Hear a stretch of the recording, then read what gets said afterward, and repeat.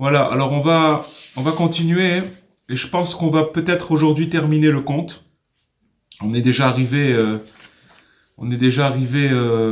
pratiquement à la fin. Ensuite, il y a encore des annotations qui vont se rajouter une fois qu'on aura terminé le conte, qu'on pourrait encore faire quelques cours dessus. Mais aujourd'hui, je pense qu'on va terminer, je pense qu'on va arriver à terminer peut-être le conte. Alors, on est arrivé, si vous vous rappelez, que le prince des vents, il déclara, donc le prince des vents, c'est le troisième prince, c'est le troisième géant que le second du roi, il a rencontré dans le désert. Et donc, finalement, il a été, excusez-moi, on tape à la porte, je sais pas qui c'est, une seconde.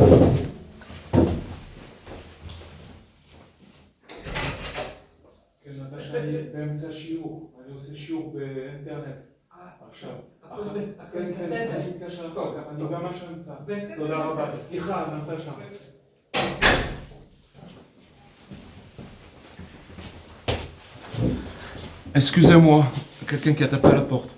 Donc le troisième prince qu'il a rencontré, le troisième géant, finalement, si vous vous rappelez, il y avait le vent, le dernier vent qui n'était pas venu à la convocation du géant, et qui a dit, voilà, j'ai amené une princesse. Pourquoi je suis pas venu? Parce que j'ai amené une princesse dans une montagne en or, et un château en perles, une montagne en perles et un château en or.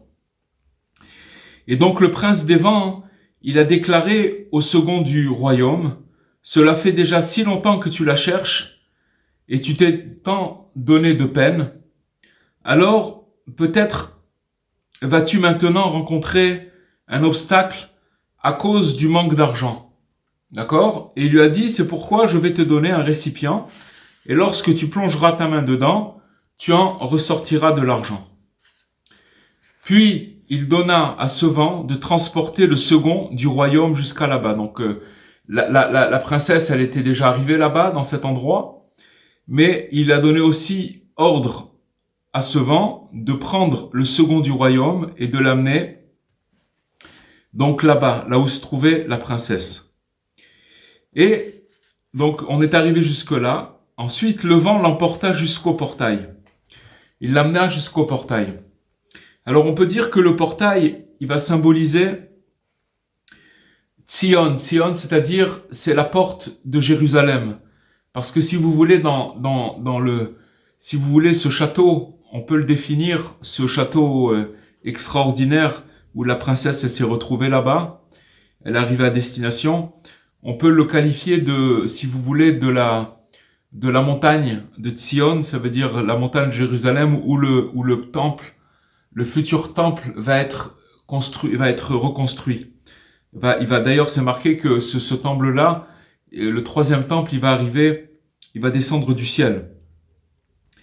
Et donc, on peut dire que c'est le mont de Tzion, là où il y a à Jérusalem, et que donc il l'a amené jusqu'au portail, donc jusqu'à si vous voulez, à la porte de cette cité. Et il faut savoir que quand il est arrivé donc, en fait, à la Jérusalem céleste, parce qu'il faut savoir que c'est marqué que ce temple-là, il va pas être reconstruit par les hommes. C'est un temple qui est le troisième, il est dans le ciel, et au moment opportun, quand ça va arriver le moment, ce temple-là, il va descendre et directement du ciel dans l'endroit sur la montagne là-bas, la montagne de Jérusalem. Et il faut savoir que finalement, puisque lui il est arrivé, le second du roi et la princesse, ils sont arrivés dans ce temple, dans cette montagne-là. Mais si vous voulez, c'est la Jérusalem céleste. Ça veut dire c'est celle qui est en haut, qui est en haut dans le ciel. Il faut savoir que là-bas tout est précieux. Chaque chose est très très précieuse. Et donc c'est pour ça que le second du roi, il a été doté d'un récipient magique.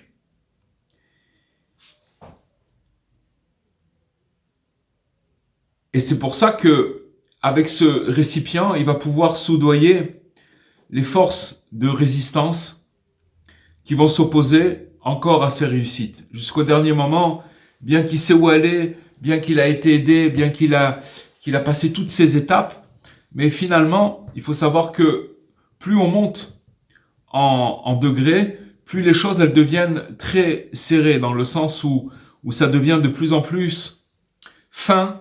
Et si vous voulez, une petite erreur, elle peut être fatale. Et donc les choses, c'est pour ça qu'il a reçu cette aide. Ou si vous voulez, il pouvait mettre la main dans un récipient et recevoir de l'argent de cette chose, parce que toutes les choses là-bas, elles sont très très précieuses. Ensuite, c'est marqué qu'il y avait là-bas des soldats qui ne le laissèrent pas entrer en ville. Et donc, c'est marqué que quand une personne, elle vient pour se purifier, quand elle se rapproche pour se purifier, elle est aidée du ciel. Ceux qui viennent pour se purifier seront aidés. Pourquoi? Parce qu'ils en auront besoin. Parce que quand ils vont arriver à la porte de la citadelle, comme c'est le cas du second du roi, alors elle va s'ouvrir très difficilement, cette porte-là. Je ne sais pas si vous vous rappelez, mais au début, quand si vous vous rappelez, quand au début, c'est la deuxième fois qu'il rencontre des soldats, le second du roi. La première fois, si vous vous rappelez, il a rencontré les soldats quand il est rentré dans l'endroit du Pabon, c'est ce château là où elle se trouvait, la princesse prisonnière. Et donc, il a vu des soldats et il a essayé de rentrer et il n'y a personne qui l'a empêché de rentrer. Ils avaient même du laxisme, ces soldats, ils l'ont laissé rentrer. Ils n'ont pas regardé qui il était, quoi que ce soit. Donc quand il est rentré dans le Pabon, alors ça a été très facile de pouvoir rentrer.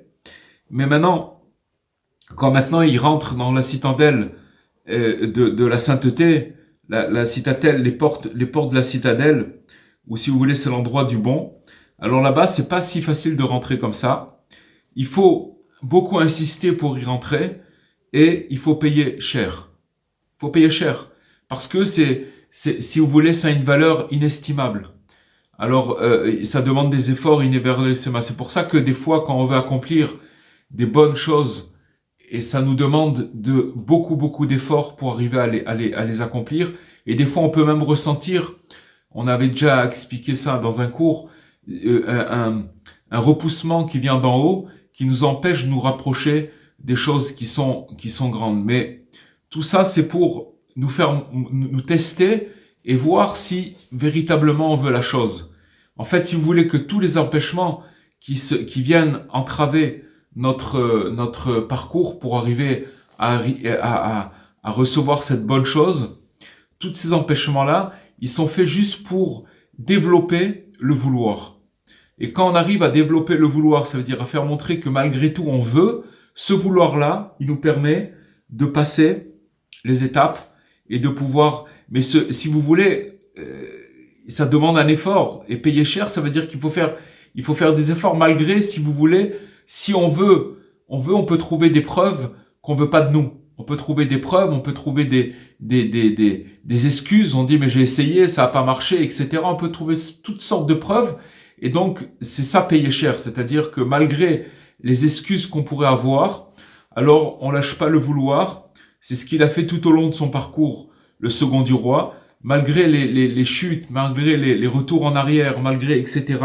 Il était obstiné et déterminé.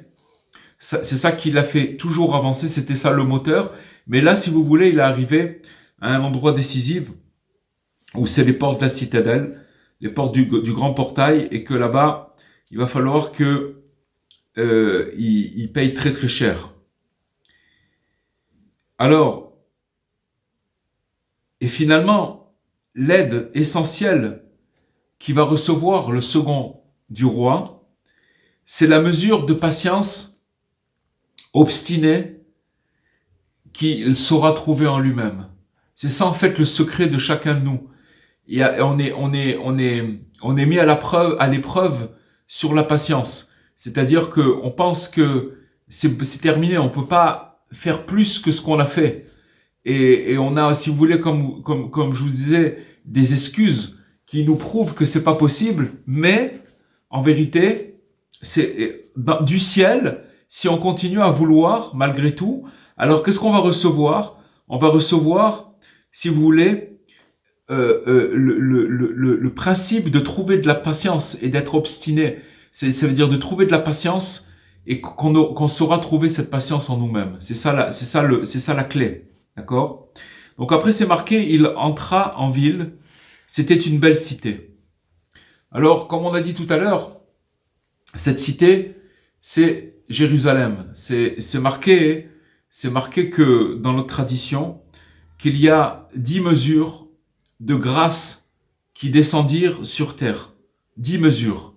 9 mesures furent accordées à Jérusalem et la dernière au reste du monde. Je ne sais pas si vous vous rendez compte, mais c'est une proportion extraordinaire. C'est-à-dire que Jérusalem, c'est pour ça qu'entre parenthèses, sans rentrer dans des explications ni politiques ni géopolitiques, mais les derniers événements qui se sont déroulés et qui se déroulent depuis fort longtemps, depuis toujours, depuis la destruction du temps, c'est que toutes les nations, elles prisent cet endroit, alors qu'il est tout petit. Qu'est-ce qu'il y a de particulier à Jérusalem? Qu'est-ce qu'il y a là-bas? Il y a d'autres villes, il y a d'autres...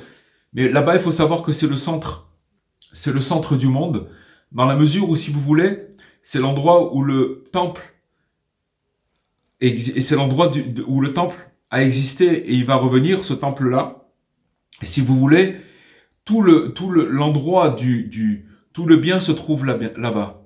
Et comme chacun, il ressent et il convoite sans le savoir cet endroit, donc il y a des guerres, il y a des guerres, mais qu'est-ce que vous voulez? La tradition, Dieu, il a donné cet endroit à la nation, au peuple juif.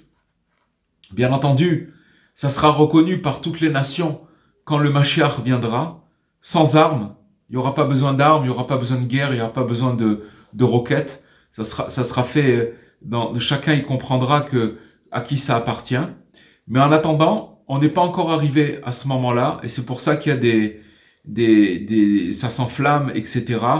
Et le monde entier s'en mêle. Vous voyez, par exemple, il peut y avoir des milliers de morts dans d'autres endroits, etc. On va pas en parler. Des pogroms, des gens qu'on gaze en Syrie et partout dans le monde, on va pas en parler. Mais là, pourquoi? Parce que c'est l'endroit de sainteté, et justement parce que ces 10 mesures de grâce. La grâce, c'est quelque chose que on est toujours attiré par la grâce. Quand on voit quelque chose où il y a de la grâce, sans le savoir, sans le comprendre, on est attiré. Il y a une aimantation de la chose qui nous attire vers cette grâce.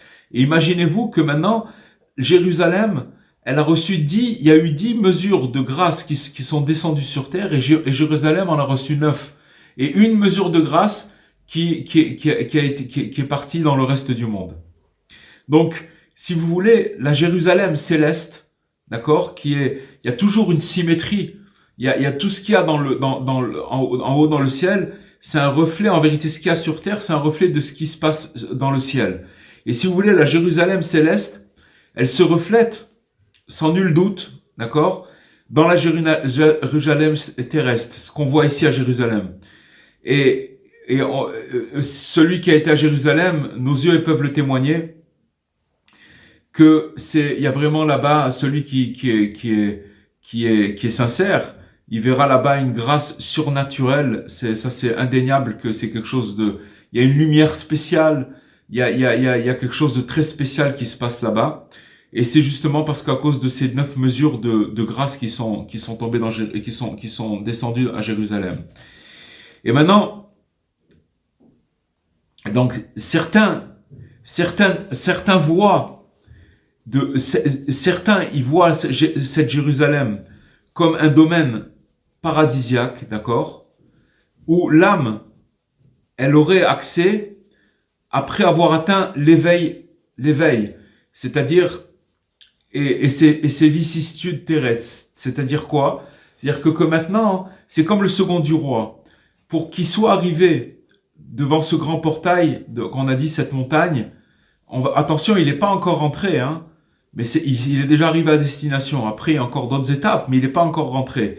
Mais déjà, s'il est arrivé là-bas, ça veut dire que il a tellement langui cette Jérusalem céleste, d'accord, ce château en or, cette montagne en perles, il a tellement langui qu'il est arrivé là-bas, et finalement, c'est après avoir atteint l'éveil, c'est l'éveil, comment il l'a atteint? Par toutes les vicissitudes qu'il a passées ici-bas, toutes les chutes qu'il a passées et l'obstination qu'il a endurée, qu'il était obstiné sans arrêt, c'est comme ça qu'il est arrivé là-bas. Et bien, si c'est tel le cas, d'accord, cet accomplissement, il ne serait nullement lié à notre départ de ce monde. Ça veut dire qu'il n'y a pas besoin de mourir pour entrer dans le paradis. D'accord? Puisque finalement, c'est quoi le paradis? C'est principalement un état de conscience auquel on peut accéder de partout dans le monde. Ça veut dire que c'est pour ça que c'est marqué que celui qui a de la conscience dans ce monde, c'est comme si qu'il a construit le temple. Il est considéré comme quelqu'un qui a construit, parce que la conscience dans l'esprit d'un être humain, d'un homme, une femme, d'un être humain, il faut savoir que c'est comme avoir construit le temple, parce que c'est un état de conscience. Et donc, quand quelqu'un il est dans cet état de conscience, il est arrivé, il a accédé au paradis, il est arrivé déjà, si vous voulez, à cette montagne, dans cette montagne où le second du roi il est arrivé. L'âme, elle a lutté, d'accord, et avec tant de persévérance, elle va atteindre tôt ou tard dans ce monde-ci un état de sérénité qui transforme n'importe quel contexte en belle cité. C'est-à-dire que maintenant, à force de persévérance, et voyez, on parle de choses très très élevées, mais Rabbi Nachman, il parle de choses absolues, mais la grandeur et la chose merveilleuse que Rabbi Nachman il nous dit, c'est que finalement, si quelqu'un il est persévérant et qui continue à dire que oui, ça existe, pourquoi il dit que ça existe? Tout simplement parce que au fond de lui-même, il sent il a reçu des appels, il a reçu des reflets, de la lumière, et il sait que ça existe. Pourvu qu'il continue à alimenter ce vouloir, malgré tout ce qu'il peut endurer. Mais s'il continue à alimenter ce vouloir, à un moment, ce vouloir-là, il va se transformer en conscience, d'accord, qui va commencer à l'éclairer, et il va arriver dans cet état de sérénité. C'est pour ça que, comme on dit, il faut jamais lâcher, parce que finalement, une personne, si elle lâche pas, même si après, cet état de conscience, il doit se faire quand la personne, elle quitte ce monde, mais elle sera rentrée, elle sera rentrée, si vous voulez, comme on dit à la maison, elle sera rentrée dans cet état de sérénité. Pourquoi? Parce qu'elle se sera pas découragée, malgré les difficultés. Voilà. Donc, alors, maintenant, après, ensuite, on voit dans l'histoire qu'il se rendit chez un riche habitant. D'accord? Donc, c'est marqué que un riche habitant, ça veut dire qu'il a, pour aller louer là-bas une maison, quelque chose, un appartement, pour être, c'est marqué que la fortune, elle élargit parfois l'esprit. Quand quelqu'un on dit bien parfois que quand quelqu'un, il y a des fois des gens qui ont de l'argent, ils ont l'esprit élargi grâce au fait qu'ils ont de l'argent. Tout comme la grandeur d'âme, quand une personne, elle n'a pas d'argent, mais qu'elle a une grandeur d'âme, alors c'est aussi quelque chose qui attire la fortune, d'accord? Donc ça va, c'est des fois la fortune, c'est pas toujours, hein. Il peut y avoir des gens qui sont fortunés, mais qui n'ont pas l'esprit large. Et en général, quelqu'un qui a l'esprit large, c'est quelque chose. Ça veut dire quoi fortuné? Ça veut pas dire qu'il a beaucoup d'argent. Ça veut dire que il n'a pas peur du lendemain. Il se contente de ce qu'il a. Et il est content avec ce qu'il a. C'est ça quelqu'un de fortuné. Et pourquoi? Parce que vous pouvez avoir des gens qui ont beaucoup d'argent, mais qui sont pas tranquilles. Donc ça veut dire que ça s'appelle pas de la richesse, puisque cet argent-là, il ne ramène pas la sérénité. Alors on voit ici que le second du roi, qui a été fait noble depuis peu de temps. Pourquoi il a été fait noble depuis peu de temps? Parce que il a reçu ce récipient où il pouvait sortir l'argent dont il avait besoin pour payer ses frais, pour avoir, imaginez-vous, quelqu'un qui a de l'argent et dès qu'il enroule, acheter des habits, acheter une voiture, n'importe quoi, tout ce il met l'argent dans ce récipient et il sort ce qu'il a besoin. Donc il a été fait noble, il a été anobli depuis peu de temps. Et finalement, ce second du roi, il est en train d'évoluer dans une fréquence qui convient à son nouveau rang. Et tout ça, c'est la divinité. Tout ça, c'est Dieu qui lui a donné. D'accord? Pourquoi? Parce que là où il était maintenant, il avait besoin de ces choses-là et pour pouvoir évoluer, pour pouvoir avancer. Maintenant, qu'il a eu accès à cette noblesse, à cette certaine noblesse, ça va le préparer à réunir l'audace qui lui sera nécessaire pour son ultime épreuve. D'accord? Il va être obligé, et c'est ça que toutes ces aides-là, hein, c'est des armes, c'est des forces qu'on alloue à l'homme pour pouvoir qu'il commence à grandir dans l'audace, à avoir de l'audace, et quand il a l'audace et qu'il a tous les moyens, alors après, il va pouvoir passer l'épreuve qui va venir après. Alors, on continue dans le texte. Il est nécessaire d'attendre là-bas, car il faut agir avec intelligence. Ça veut dire que maintenant, il est rentré dans la cité, mais il peut pas maintenant commencer à se rapprocher de l'endroit où se trouve la princesse, parce que il faut qu'il attende là-bas. Il faut qu'il soit dans un endroit et qu'il attende. D'accord? Pourquoi? Parce qu'il faut agir avec intelligence. Maintenant, on voit que dans l'enseignement numéro 6 du Likutei Moharan de Rabbi Nachman, dans le premier volume. Alors, on voit là-bas un enseignement qui dit que la patience, elle représente la condition comportementale primordiale qui donne accès à la sagesse. Si une personne n'est pas patiente, elle est disqualifiée. C'est pas marcher.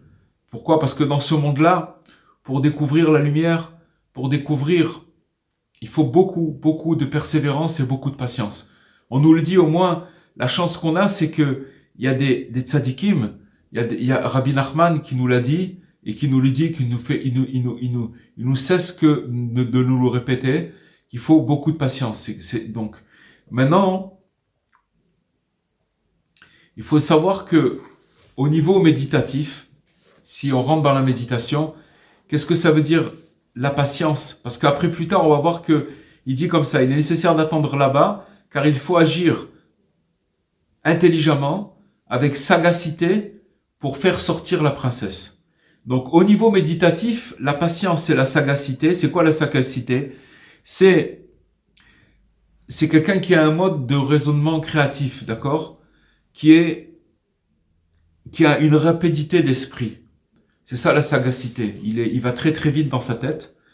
Mais en même temps, il faut avoir de la patience et de la sagacité. Et au niveau méditatif, si on prend ces deux choses, d'accord? Alors on va voir qu'elles sont reliées à l'exercice de la respiration. On en a déjà parlé la dernière fois ou l'avant-dernière fois. Pourquoi? Parce qu'on voit qu'en hébreu, Mishneh Lameler, ça veut dire le second du roi, qui signifie le second, d'accord, le second du roi Mishneh. Ça a la même origine étymologique que Neshima. Neshima qui signifie respiration. Donc on trouve au niveau étymologique que le second et la respiration, Mishneh et Neshima, c'est les mêmes lettres. Et donc, si vous voulez, sa dernière épreuve, c'est d'être patient et d'être sagace, d'avoir de la sagacité. Finalement, physiquement, ce qui nous empêche le bon développement, à nous tous, de l'organisme, c'est en grande partie la manière lamentable dont nous négligeons notre respiration. On respire pas du tout. On respire parce que on a besoin d'air, et que si on n'a pas d'air, on va mourir. Donc c'est une question. On respire parce que c'est instinctif. Mais en fait, on respire pas par rapport à la valeur de la respiration. On sait pas ce que c'est la respiration. Finalement, moralement, quand on est atteint moralement, il faut savoir que comment on respire, on allaite, c'est nos allaitements précipités et incomplets accentue l'effet du stress. Ça veut dire, c'est comme quelqu'un qui, imaginez que, ça s'appelle le soufre kotser ruach, le souffle court. C'est ce que les esclaves en Égypte, les esclaves juifs en Égypte, ils avaient pas de souffle. Ils avaient le souffle court, et c'est ça l'esclavage. D'accord? Le stress du monde dans lequel on vit, ça nous amène, si vous voulez, des allaitements de respiration. Et finalement, c'est le stress. Et c'est quoi le stress? C'est en fait le fruit de l'impatience. Quelqu'un qui est stressé, c'est qu'il veut faire vite les choses parce qu'il est impatient, parce qu'il croit qu'il va pas avoir le temps, parce que c'est l'esclavage. C'est ça l'esclavage. Donc il n'a pas de respiration et donc il n'est pas patient. D'accord? C'est la même chose. Spirituellement, il faut savoir que celui qui vise l'éveil et l'illumination, ça veut dire l'éveil, ce que on cherche finalement. L'éveil, ça veut dire rentrer dans un état d'éveil de conscience qui nous donne de la hauteur et qui nous libère, d'accord? Il n'y a aucun moyen d'y parvenir sans dominer correctement son souffle. C'est pas possible. Parce que tant qu'une personne, elle est stressée, donc son souffle, il est court, il est saccadé, et quand il est stressé, il faut savoir que même les pulsions de son cœur, elles sont aussi saccadées, son pouls, il est saccadé, il vit pas un bon régime, son régime, il va trop vite, et à cause de ça, il est impatient, il est stressé, il vit dans l'angoisse, d'accord? Maintenant, c'est pour ça que le roi Salomon, il nous dit dans les Proverbes, mieux vaut un homme à la longue haleine, d'accord? C'est-à-dire qu'il a un souffle long, un souffle, il respire, d'accord? Une longue haleine, qu'un héros. Et il continue, il dit, et qui l'homme qui domine son souffle plutôt qu'un conquérant de citadelle? D'accord? On voit finalement, et si vous remarquez bien, chers amis, vous allez voir que tout ce qu'on nous fait montrer au niveau communication, que ce soit dans les films ou c'est que des soi-disant héros qui arrivent à faire des exploits, et c'est pas la réalité, ça n'existe pas. Ça existe pas. Et si vous voulez, les gens s'identifient à ces choses-là, ils croient que c'est comme ça qu'il faut être. Mais sachez une chose, c'est que quand une personne, elle voit un film et qu'elle voit un héros qui a fait qui a fait des exploits, etc., et qui s'identifie et qui, soi-disant, prend des forces de ça, il prend aucune force de ça. Sachez que ça va lui faire entrer une espèce de force, soi-disant, qui est complètement imaginaire, mais qui va lui mettre encore plus la pression. Parce que sans le vouloir, il va vouloir s'identifier à cette chose-là, et il va, si vous voulez, se servir entre parenthèses, de ses biceps, en croyant que c'est parce que c'est avec sa force qu'il va réussir. Ok? Donc ça s'appelle un conquérant de citadelle, ou ça s'appelle soi-disant un héros. Mais en vérité, il nous dit, le roi Salomon, Shlomo, celui qui a la longue haleine, il vaut mieux qu'un héros, et l'homme qui domine son souffle, il vaut mieux qu'un conquérant de citadelle. D'accord? Ça, c'est une chose. Donc, on voit ici que, comme il est arrivé et qu'il était nécessaire d'attendre là-bas, c'est-à-dire d'être patient, donc tout ça, ça a trait à notre respiration. Je ne sais pas si c'est le cours dernier dont on a parlé de ça, ou le cours d'avant, encore avant, mais encore une fois, c'est toujours cette même recherche. On a parlé de respirer et de rythmer sa respiration et de trouver une espèce d'équilibre. Ne serait-ce que de même si une personne, elle respire profondément, elle inspire avec son nez et qu'elle remplit son ventre, pas ses poumons, les poumons ils sont remplis aussi, mais qu'elle essaie d'amener l'air jusqu'à son ventre. Quelqu'un qui est pas habitué, vous allez voir qu'avec quelques respirations, vous allez avoir le tournis. Pourquoi? Parce que le cerveau il n'est pas oxygéné, et quand il n'est pas oxygéné, alors ça donne le vertige.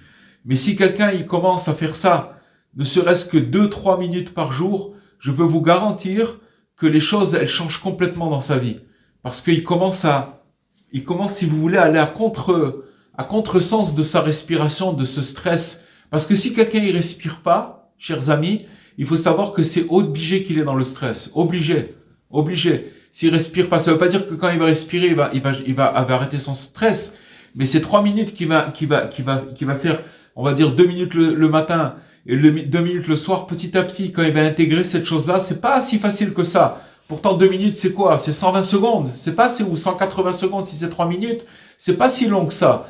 Mais ça demande une discipline et un travail. À la clé, je peux vous garantir, parce que je le pratique, je le vois tous les jours sur moi, c'est que ça change complètement les choses. Ça change complètement les choses. On commence à prendre du recul sur les événements. Je vous avais expliqué, on avait fait un cours là-dessus. On se connecte à notre Neshama. Si vous allez revoir le cours là-bas, on se reconnecte à notre Neshama, à notre âme. Et c'est bon. On pourrait parler encore beaucoup là-dessus, mais voilà. Tout ça, c'est des fenêtres de recherche que chacun qui doit développer. Alors, on continue dans le texte. Car il faut agir intelligemment avec sagacité pour faire sortir la princesse. Il faut savoir que plus une personne, elle va s'élever, plus les épreuves s'affinent et se renforcent. Ça ne veut pas dire elles s'affinent, d'accord? Et maintenant, on voit que le second du roi, il est en fin de périple, et que ce second du roi, il affronte de terribles cohortes célestes, d'accord? C'est pas facile. Et il doit, à leur rencontre, faire preuve d'une grande sagacité. d'une rapidité d'esprit. Grâce à Dieu, il faut savoir que ce qu'il a développé pendant tout ce qu'il a passé, c'est qu'il s'est entraîné. C'est des entraînements. Quand quelqu'un il chute et qu'il se relève, c'est ça qui amène la sagacité. Parce qu'après, il commence à comprendre certaines choses qui développent, si vous voulez, sa façon de raisonnement, son raisonnement, il devient créatif, il apprend de ses erreurs, et c'est comme ça qu'on apprend à avoir de la sagacité. D'accord? Donc lui, maintenant, il faut savoir que maintenant, c'est plus une question, il a plus besoin c'est plus attrait sur le physique. Il a plus besoin, c'est plus, si vous voulez, il a plus besoin de force physique, ni d'endurance nerveuse, d'accord?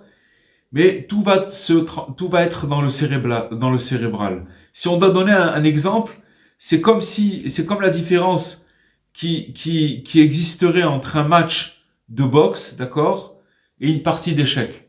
Imaginez-vous quelqu'un qui va faire un match de boxe, alors il va déployer des forces inestimables pour pouvoir abattre son adversaire, alors que le second, c'est une partie d'échecs. Il va être obligé d'avoir un stratagème, de bien réfléchir, comment faire, etc., et d'être rapide.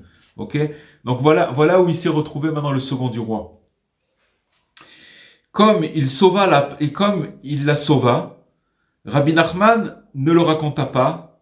Alors comment il la sauva? Ça veut dire comment il sauva la princesse. Rabbi Nachman, il n'a pas raconté comment. Mais à la fin, il la libérera. Il la libéra.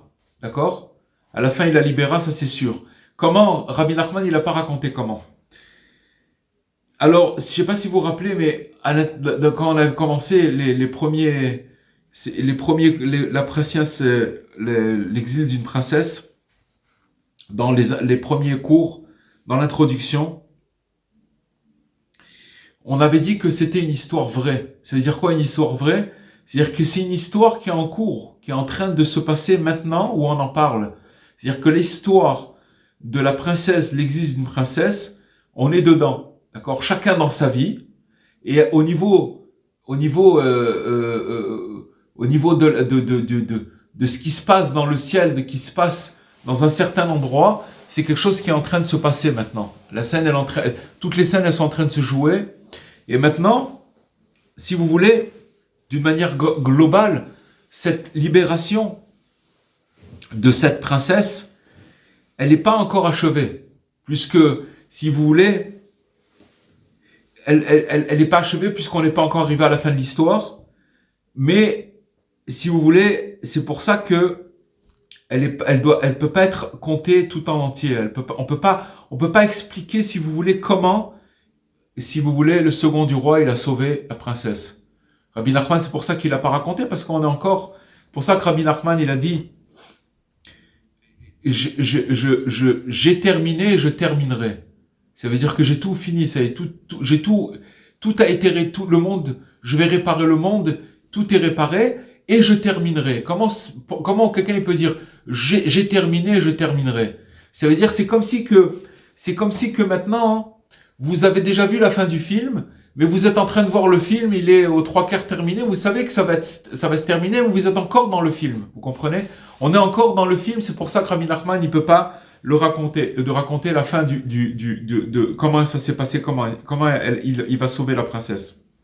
Et maintenant, il y a encore une autre explication, c'est que Rabbi Nachman, il connaît bien le dénouement de l'histoire de chacun de ses disciples, chacun de nous, d'accord? Si on est là en train d'étudier le conte de Rabbi Nachman, c'est que quelque part on est des disciples de Rabbi Nachman. Et donc, Rabbi Nachman, il connaît bien le dénouement de l'histoire de chacun de ses disciples. Mais puisque tout l'enjeu du conte, c'est la conquête de nous-mêmes, de soi-même, d'accord, d'arriver à trouver qui on est et à savoir, à libérer cette neshama, d'accord, et de la révéler avant l'heure, alors ça annulerait tout notre mérite. Parce que si maintenant Rabbi Nachman, il avait dévoilé comment, si vous voulez, le second du roi, il a libéré la princesse, ça veut dire qu'on aurait eu la clé. Comment rentrer dans ce voyage à l'intérieur de nous et de sortir notre vraie identité, notre vraie âme, et de la sortir complètement de nous, de la faire sortir. Mais si on nous donne la clé, alors on perd tout le mérite, parce que finalement, ce qu'il attend Dieu de nous, c'est la conquête de nous-mêmes. C'est-à-dire que d'arriver à cet endroit-là, qui, encore une fois, le conseil principal que Rabbi Nachman il a donné, c'est la méditation, c'est-à-dire le fait de s'isoler et de parler avec son Créateur tous les jours et dans sa langue maternelle. D'accord ? Et maintenant, pour nous, quand on va méditer sur ce conte, alors on va pouvoir y déceler, comme on a fait depuis le début, des allusions, des allusions, des solutions, des liens de connexion. Il y en a plein dans ce conte-là, avec le niveau le plus profond qui soit, d'accord ? Puisque dans ce conte, il y a beaucoup, c'est des choses très profondes et très élevées. Et c'est quoi le niveau le plus profond qui soit ? C'est le cœur de la princesse, c'est le cœur même de la princesse, et où il se trouve ce cœur de cette princesse ? Il se trouve à l'intérieur de notre cœur à nous. Voilà où se trouve le cœur de la princesse. Il faut savoir qu'il y a un cœur, il est là, c'est le cœur de la princesse, mais maintenant, c'est quoi la conquête de nous-mêmes ? C'est d'arriver à l'intérieur de nous-mêmes pour trouver dans notre cœur ce cœur de cette princesse. Alors, si on fait un retour vers la phrase du départ, vous vous rappelez au départ quand on a parlé de Rabbi Nachman, il a dit « En chemin, j'ai raconté une histoire, et tous ceux qui l'ont entendue ont éprouvé un élan de retour. » C'était ça, c'est ça. Avant de commencer l'histoire, Rabbi Nachman, il a dit cette phrase-là. Il faut savoir que ce chemin, c'est la route qui mène vers l'arbre de la vie, vers lequel il nous faudrait connecter notre parole, d'accord ? Et que cette parole, elle soit jamais lettre morte. C'est-à-dire que, si vous voulez, pour expliquer différemment, il faut savoir que c'est encore une fois que, c'est encore, et ça parle encore ici, si vous voulez, du fait de faire la hitbo des doutes. Connecter la parole, ça veut dire que c'est notre seule arme qui nous lie au divin. C'est-à-dire que il faut savoir que Dieu, quand il a créé tout son univers, il l'a créé avec 10 paroles. D'accord ? Que la lumière soit, la lumière fut. D'accord ? Etc. Et maintenant, ça veut dire quoi que la lumière soit et la lumière fut ? C'est-à-dire qu'avec la parole de Dieu, le monde s'est créé. On apprend de là que la parole, elle est créatrice. Si on apprend la parole que la créatrice, on apprend de ça que la parole elle est créatrice, ça veut dire que Dieu il nous a donné un pouvoir dans la parole. Ce pouvoir-là, les animaux ne l'ont pas. Ils n'ont pas le pouvoir de la parole, donc ils n'ont pas cette chose. Mais l'humain, lui, il a la possibilité, avec sa parole, de créer. D'ailleurs, on dit que la parole, elle peut tuer une personne. Une mauvaise parole, une mauvaise réflexion, un affront, il peut blesser une personne à vie. Il y a des gens qui sont blessés à vie par des paroles qu'ils ont pu entendre, et ça peut faire des traumatismes terribles à la personne. On est tous passés par là, même des fois dans notre jeunesse, on le sait des fois même pas. Des fois, pourquoi ? Parce que un enfant, s'il reçoit une mauvaise parole, il fait pas la part des choses, il croit que c'est ça la vie. Donc il va recevoir une mauvaise parole, ou un cri, alors comment il va prendre les choses ? Il croit que c'est comme ça la vie. Donc maintenant, il fait pas de discernement. Mais il faut savoir que, et puis il peut pas se défendre. Donc il subit, et ça crée des plaies extraordinaires, très grandes, que la personne après, quand elle grandit, elle va se construire si vous dire une carapace, d'accord, mais c'est juste une carapace, mais à l'intérieur, cet enfant qui a été blessé, il le traîne pour toute sa vie, il reste avec cette chose-là. Et la parole, qui est créatrice, elle permet de libérer ces choses-là et de nous guérir de toutes ces plaies. La parole, elle va nous amener petit à petit vers la guérison. La guérison, chacun, on est tous balafrés au niveau de notre âme et ça va nous amener vers la guérison. Il faut savoir aussi que le sentiment de remords, c'est l'éveil de notre conscience. Quand on a du remords sur quelque chose, ça veut dire que notre conscience, elle s'éveille. Et c'est qui cette conscience? C'est aussi le second du roi. Ça veut dire que maintenant, quand des fois on a une conscience qui s'éveille, vous vous rappelez qu'au début du conte, quand le roi il était peiné que la princesse elle avait disparu, eh bien le second du roi, il s'est éveillé, il est parti voir le roi, il lui a dit donne-moi un serviteur, donne-moi de l'argent pour les frais et un cheval, et je vais aller me mettre à la recherche de la princesse. Vous vous rappelez au tout début. Et donc, cette conscience-là, cet éveil, ça s'appelle le second du roi. Et finalement, ce second du roi, qu'est-ce qu'il vit? Il va voir le futur de son passé. Je vais vous expliquer ce que ça veut dire. Par exemple, quand on est le mercredi. Imaginez qu'on est le mercredi. Alors, le vendredi, quand on va penser au vendredi, c'est le futur, d'accord? Mais quand on va arriver à vendredi, quand on y arrive enfin, alors ce futur, il devient présent, tandis que le mercredi, il est bien passé, d'accord? Il est devenu passé.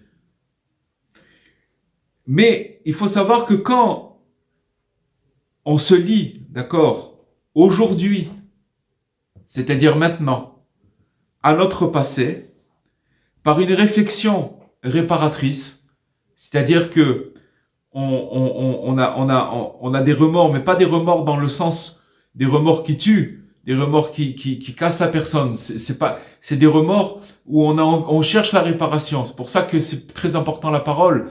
C'est-à-dire qu'on se remémore certaines choses qu'on regrette et qu'on demande à Dieu de nous aider à nous mettre sur le chemin de la réparation. Et Dieu, il nous met sur ce chemin-là. Il nous donne la possibilité, il amène à nous des situations qui nous donnent, si vous voulez, la chance de pouvoir réparer. Et on répare comme ça. Alors, quand on va se retrouver, si vous voulez, dans ce genre de réflexion, quand on va penser à notre passé, avec un soupir, un remords, pour ça, tout ça, c'est des choses qu'on retrouve dans l'Aïd Bodédout, qu'on retrouve dans le fait de s'isoler avec Dieu. Alors, on va transcender et on va unifier le temps. C'est-à-dire, tout ce qu'on vient de dire maintenant, c'est le mystère du pardon. C'est-à-dire, et c'est celui aussi de la réparation. C'est-à-dire que quand on arrive à revenir dans le passé, par le fait qu'on arrive à parler avec Dieu et lui expliquer qu'on a un poids sur notre conscience et qu'on aimerait réparer cette chose-là. Il n'y a pas une autre manière que de libérer notre conscience que de faire ça. Et là, après Dieu, qu'est-ce qu'il va faire? Il va nous amener à une réparation. Il va nous amener à une réparation, attention, à une réparation qui est à notre mesure, qui est harmonieuse, qui est possible, qui est humaine, vous comprenez? Alors que si on ne fait pas cette réparation, on a quelque chose qui nous pèse sur notre conscience et qui nous triture notre conscience qui est très dur à porter et on vit avec, mais on n'est pas bien, vous comprenez? La vraie réparation, c'est ça, c'est de se libérer de ces choses-là. Donc, c'est une opération qui dépasse, qui est au-dessus du temps, qui permet de tout effacer, de tout réparer, d'absoudre et de pardonner vraiment. Mais il y a un travail, c'est notre parole, c'est-à-dire de commencer de commencer. Et c'est pour ça que Rabbi Nachman, il nous enseigne ici, dans ce qu'on vient de dire, dans ce secret, il nous enseigne secrètement comment retrouver notre princesse disparue et réparer nos univers. Parce que sachez une chose, c'est que quand on parle de la réparation du monde, que Rabbi Nachman, il est venu pour réparer le monde, parce qu'il a la clé pour ça, il faut savoir que il nous donne des clés à chacun de nous pour réparer nos univers. Quand on va réparer nos univers, alors automatiquement, le monde entier, il sera nouveau. On va comprendre certaines choses, on va comprendre que tout était pour le bien. On va se libérer par notre parole de toutes les poids qu'on a sur notre conscience. Et les gens, parce que sachez une chose, que quand on a des poids sur la conscience, automatiquement, quand on voit notre prochain, on peut pas communiquer, c'est très difficile de communiquer avec l'autre d'en face. Pourquoi? Parce qu'on n'a pas réglé tous ces problèmes. Et on a des choses qui, si vous voulez, on a c'est comme des artères débouchées. On est bouché, on n'arrive pas, l'énergie, elle circule pas là-bas. Vous comprenez? La lumière, elle circule pas là-bas. Et à cause de ça, alors on peut pas communiquer. À partir du moment où on commence à se libérer, alors automatiquement, qu'est-ce qui va se passer? On va commencer à voir les gens d'une autre manière. Pourquoi? Parce qu'à partir du moment, si vous voulez, tout le mal qu'on peut voir chez les autres, c'est tout simplement, on l'avait dit ça, c'est le Baal Shem Tov qui dit ça, finalement c'est un reflet de nous-mêmes, c'est des choses qu'on reconnaît chez nous, mais on voit chez les autres. Alors on le voit chez les autres, mais en vérité, ce qu'on voit chez les autres, c'est ce qu'il y a chez nous. Mais quand on se débarrasse de ces choses-là, alors automatiquement, on va